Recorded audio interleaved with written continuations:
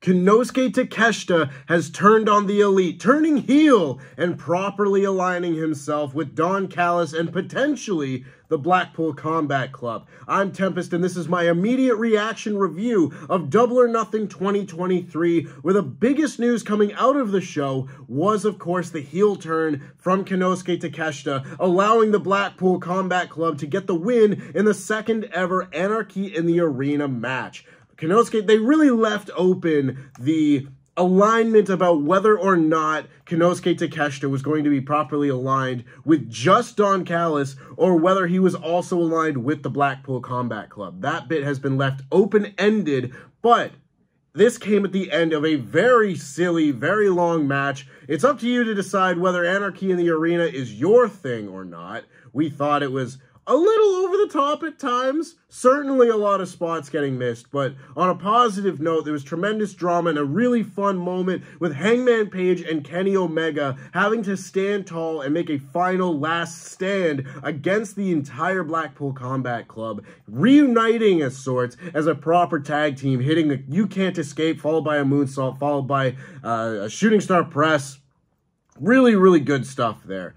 But, of course, the finish came when Bryan Danielson hit a pair of Psycho knees, and it seemed that that might be it, but no, we kept going a little bit further, and Kenny Omega appeared to have things won with the one-winged angel about to be hit, when no, Don Callis snuck up from behind, and just before he could do something, Konosuke Takeshita, in a mask, knocked out Kenny Omega, removed his mask to everybody's shock and awe, which I think a number of people kind of saw this turn coming, but that doesn't mean that it was any less effective, because then Wheeler Yuta, of all people, got the pin with the seat belt. This was really fun stuff and a really interesting moment, as I have to believe we are currently building towards Blood and Guts. And apparently after the match, Kenny Omega got on the mic and cut a promo for the house saying that he is going to enlist the help of two non-AEW friends in order to take these guys down. One presumably would be Kota Ibushi, who did not show up on this show. I was kind of hoping that he would, but he didn't, and I won't hold that against the show. They promised me nothing. But the other one, who could that be? Maybe Okada? My God,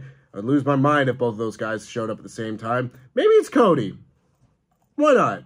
Open that forbidden door all the way. But the rest of the show was interesting as well, because we had the buy-in match, which was the Hardys and Hook taking on the Ass Boys and Ethan Page, and eventually the Hardys were able to get the win when Hook locked in the red rum on Ethan Page and he tapped out, meaning his contract is now under the possession of Matt Hardy. This match wasn't really anything special. Jeff Hardy looked like he was really in a tough way, and that may have been great selling because he was selling his ankle quite a bit, and he messed up a Whisper in the Wind to a horrible degree. But if that was intentional, he had everybody fooled, and it was a really interesting, good sell job if that was the case, and if not, it was just an unfortunate botch. But for the rest of the main card, however, we started with the Blackjack Battle Royal, which came down to a number of interesting choices as the Final Four. You had Penta, who's not really been on Dynamite very much as of late, Swerve, the champion, Orange Cassidy, and Big Bill. Penta and Big Bill eventually got eliminated shortly thereafter, and we had a fantastic little mini-match within the match here between Orange Cassidy and Swerve. There were loads of eliminations and things throughout this match that were worth checking out. This whole Battle Royal was pretty fun, with Keith Lee and Swerve finally getting to do some stuff on pay-per-view, as well as Ricky Starks and Bullet Club Gold. But the greatest part of this match was the mini-match that took place at the end between Swerve and Orange Cassidy, which ended with Orange Cassidy getting the win by lackadaisically kicking Swerve's hand off of the ropes. This was a very fun opener, and I'm very interested to see how much left Orange Cassidy has in the tank as we goes forward with this international championship reign, because I love this story they've been telling. It's been one of the better parts of Dynamite in recent weeks, in my opinion. But we then move forward because the next match we had was the unsanctioned match between Adam Cole and Chris Jericho, with Sabu being at ringside for all of about 2 minutes. I thought that Sabu was meant to be like the special guest enforcer, But really, he was just fighting on Adam Cole's team as he and Roderick Strong brawled to the back with the rest of the Jericho Appreciation Society, and we did not see Sabu again after that. He had hit a splash, and I say hit a splash very loosely. He fell off the top rope through a table, and that was about the end of Sabu for this match. I don't quite know why that was made a decision, but who am I to question it? This match was a little bit clunky, if I'm not gonna lie. This was not the cleanest match ever, and Adam Cole's unsanctioned hardcore type matches tend to go on maybe a little bit too long for some people's taste, whether that be his match at Stand and Deliver against Kyle O'Reilly or whatnot. But this match ended, it could have ended with a really nice note as Adam Cole hit the boom and then a second boom with his knee wrapped up in a chain. And earlier in the match as well, worth noting, Britt Baker came out and got her revenge on Chris Jericho, hitting him with a kendo stick over and over and over again, and then ran to the back with Saraya. I don't know why that one's so tough for me. Saraya and Britt Baker brawled to the back, and I say brawl loosely because Britt Baker just hit her with a stick and they ran. But they did the same finish from Unforgiven 2008, where Chris Jericho was basically unconscious and Adam Cole just punched him in the face until the referee had to stop. And I hated that finish then, and I hated that finish now, because if it's an unsanctioned match, the referee should not be calling a referee stoppage. Madness. Didn't like that. But what I did like, very much in fact, was FTR versus Team TNA. A very fun World Tag Team title match. Lots of smoke and mirrors and goofiness here with Mark Briscoe as the special guest referee. He gets hit with a guitar shot by Jeff Jarrett at a point by accident, and that led to Aubrey Edwards running down to the ring and being hit with a guitar shot as well from Karen Jarrett.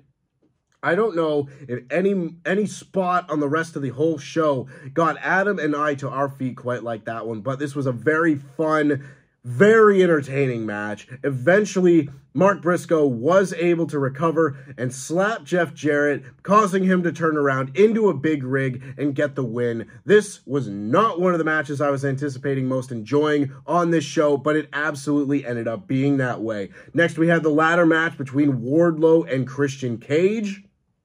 And this, my God, Wardlow probably earned a lot of people's respect if he hadn't already in this match, because he put his body through quite a lot. This again was another like kind of smoke and mirrors haha kind of match where Arn Anderson came out along with Luchasaurus, and at some point Arn Anderson bit the finger of Luchasaurus, and my God, there was a lot of blood. Arn Anderson is a crazy man. He may be radioactive, and that means the Luchasaurus might just, sprout Glocks everywhere.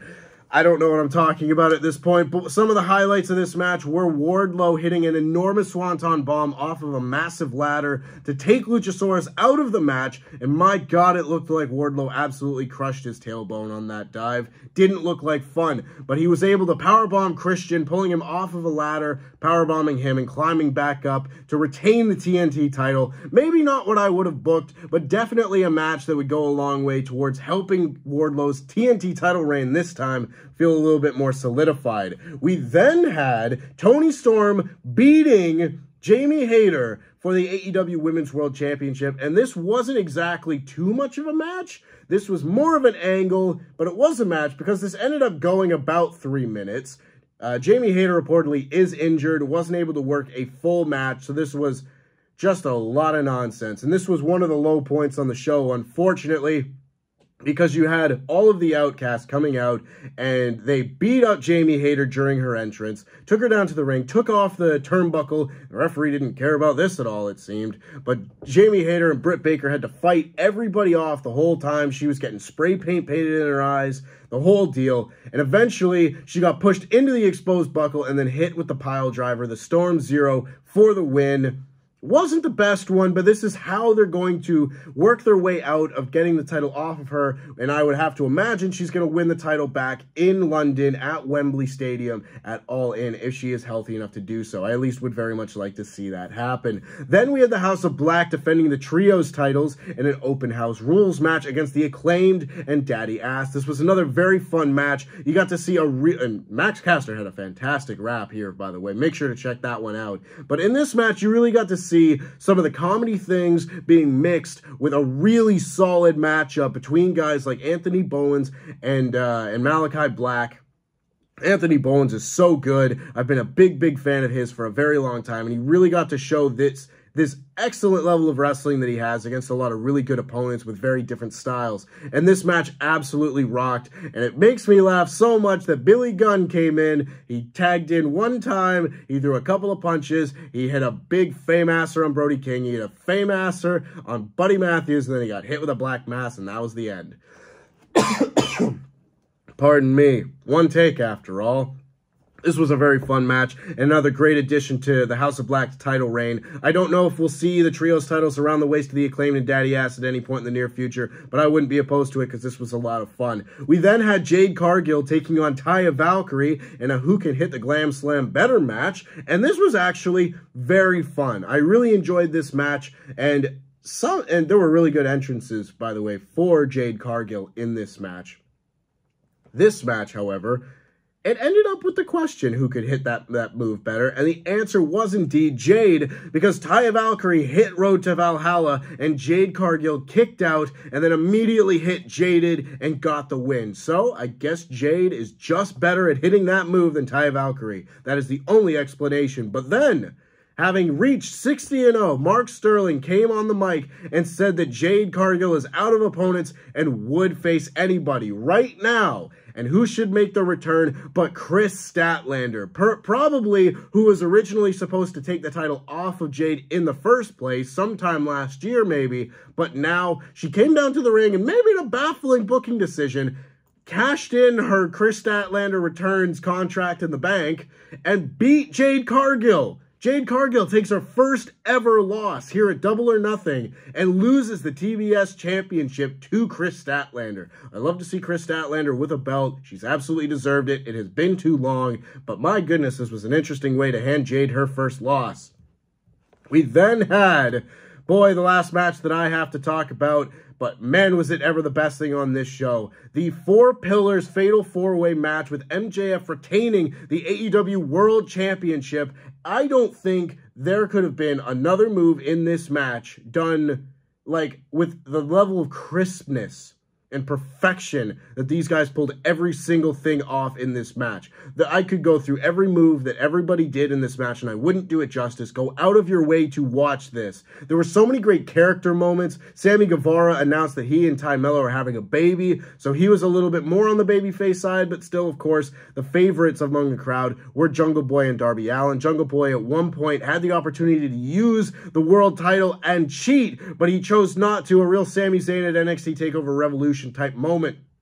But eventually, that belt still in the ring, MJF placed that belt on top of Jungle Boy as Darby Allin went for the coffin drop, knocking himself out on the belt, with MJF then hitting a headlock takeover on Darby Allin to retain the title in an unquestionable 5-star match. I absolutely loved this. This was my favorite match on the show. A good show, I thought. From top to bottom, there was some really funny, silly stuff that they decided to do, but a few really good matches, a lot of fun to be had, an interesting turn at the end, something to hook you and keep you coming back for more in the future. This was among the more normal pay-per-views that AEW has done, I would have to say. Not a lot of big surprises. You had the Chris Statlander return, and you had Takeshita's heel turn, but that was about it. No new debuts, nothing like that, and that's not necessarily a bad thing, but it does feel like AEW has kind of settled into a bit more of a rhythm here. That being said, please make sure that you go and check out the full podcast review of this show